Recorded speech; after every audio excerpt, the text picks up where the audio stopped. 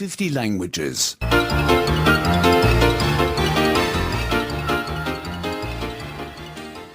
99. 99. 99. Genitive. Belirten. Belirten. My girlfriend's cat. Kız arkadaşımın kedisi. Kız arkadaşımın kedisi. My boyfriend's dog. Erkek arkadaşımın köpeği. Erkek arkadaşımın köpeği. My children's toys. Çocuklarımın oyuncakları. Çocuklarımın oyuncakları. This is my colleague's overcoat. Bu iş arkadaşımın paltosu. Bu iş arkadaşımın paltosu. That is my colleague's car. Bu iş arkadaşımın arabası. Bu iş arkadaşımın arabası. That is my colleague's work. Bu iş arkadaşlarımın işi. Bu iş arkadaşlarımın işi. The button from the shirt is gone. Gömleğin düğmesi düştü. Gömleğin düğmesi düştü. The garage key is gone. Garajın anahtarı kayıp. Garajın anahtarı yok oldu. The boss's computer is not working.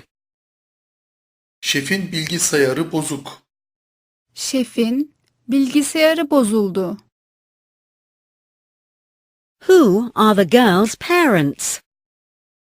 Kızın ebeveynleri kimler? Kızın ebeveynleri kimler? How do I get to her parents' house? Ebeveynlerinin evine nasıl gidebilirim? Ebeveynlerinizin evine nasıl gelebilirim? The house is at the end of the road. Ev caddenin sonunda. Ev caddenin sonunda. What is the name of the capital city of Switzerland? İsviçre'nin başkentinin adı ne? İsviçre'nin başkentinin ismi nedir? What is the title of the book? Kitabın adı ne? Kitabın adı nedir? What are the names of the neighbors' children? Komşuların çocuklarının adları ne? Komşunun çocuklarının ismi nedir?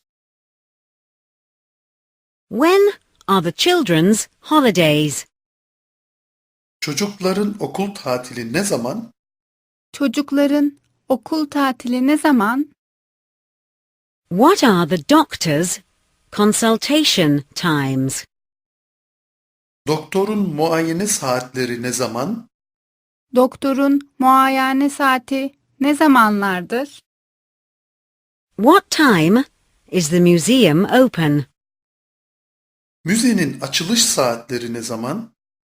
Müzenin açılış saatleri ne zamandır?